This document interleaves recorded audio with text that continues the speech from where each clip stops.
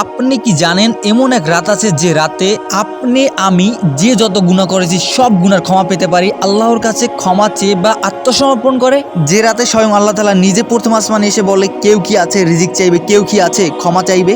হ্যাঁ, এই অতি গুরুত্বপূর্ণ রাতটির নামই হচ্ছে শবে বরাত। এই রাতকেই বলা হয় ক্ষমার রাত, রহমতের রাত ও নাজাতের রাত।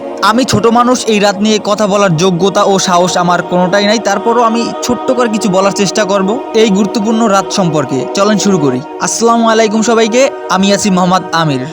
শবে বরাত শব্দটির অর্থই হচ্ছে মুক্তির রাত। যেহেতু এই রাতে আল্লাহ তাআলা অসংখ্য অগণিত মানুষকে ক্ষমা করেন এবং বহু সংখ্যক জাহান্নামীকে জাহান্নাম থেকে মুক্তি দেন, তাই এ রাতকে শবে বরাত বা মুক্তির রাত বলা হয়। হযরত আলী রাদিয়াল্লাহু তাআলা থেকে বর্ণিত, মুহাম্মদ সাল্লাল্লাহু আলাইহি ওয়াসাল্লাম বলেছেন, অর্ধ শাবানের রাত অর্থাৎ শবে বরাত যখন আসে তখন তোমরা এই রাতটিকে ইবাদত বন্দিগির মধ্য দিয়ে কাটাও এবং দিনের বেলায় রোজা রাখো। নিশ্চয়ই আল্লাহ তাআলা এই রাতে সূর্যাস্তের পর প্রথম আসমানে আসেন এবং বলতে থাকেন, আছে কি কোনো ক্ষমা প্রার্থী, আমি ক্ষমা করব। আছে কি কোনো রিজিক প্রার্থী, আমি রিজিক দিব। আছে কি কোনো বিপদগ্রস্ত, আমি বিপদ থেকে মুক্তি দিব। আছে কি এমন কেউ, আছে কি এমন, এভাবে সুবে সাদিক পর্যন্ত বলতে থাকেন। হাদিস ইবনে মাজাহ 2384।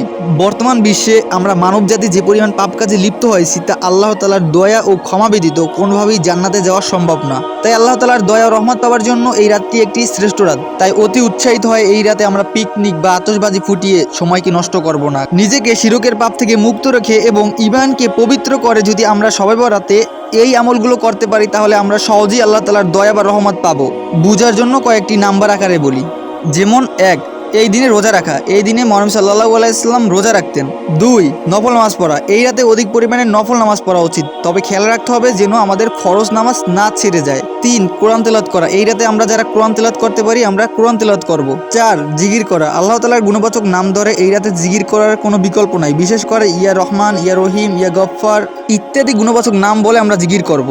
5, দুরূদ পড়া। মুহাম্মদ সাল্লাল্লাহু আলাইহি ওয়াসাল্লামের নামে এই রাতে অধিক পরিমাণে দুরূদ পড়া উচিত। আমরা কম বেশি সবাই জানি যে ব্যক্তি দুরূদ পড়েন তার উপর আল্লাহ তাআলা 10টি রহমত বর্ষণ করেন, 10টি গুনাহ তার মাফ করে দেন এবং তাছাড়াও আল্লাহ তাআলা অন্য রহমত দান করেন। 6, তওবা করা। আমরা পূর্বে যত পাপ করেছি তার জন্য অনুশোচিত হয়ে আল্লাহর কাছে ক্ষমা চাওয়া। পবিত্র মন নিয়ে ঈমানের সাথে যদি আমরা আল্লাহ তাআলার কাছে ক্ষমা চাই এবং ওই পাপগুলো যদি আর না করি তাহলে আল্লাহ তাআলা আমাদের অবশ্যই ক্ষমা করে দেবেন, কারণ তিনি হচ্ছেন অতি ক্ষমাশীল, তিনি হচ্ছেন অতি দয়াবান। শবে বরাতের রাতে যদি আমরা এই 6টি আমল করতে পারি ইনশাআল্লাহ আমরা আল্লাহর তাআলার দয়া ও রহমত থেকে বঞ্চিত হব না। সামনে রমজান মাস আসতে চলেছে, আমরা আসুন রমজান মাসের জন্য প্রস্তুতি নিই এবং অন্তরে আল্লাহ তাআলার ভয় স্থাপন করি।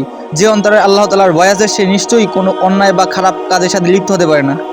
গাইস, আজকের ভিডিওটা এ পর্যন্তই। সবাইকে এই ভিডিওটা শেয়ার করার জন্য অনুরোধ জানাচ্ছি যেন সবাই এই ভিডিওটা দেখতে পারে। ফিরছি নতুন কোনো ভিডিওতে নতুন কোনো বিষয় নিয়ে কথা বলতে। সে পর্যন্ত ভালো থাকবেন, সুস্থ থাকবেন। আল্লাহ হাফেজ।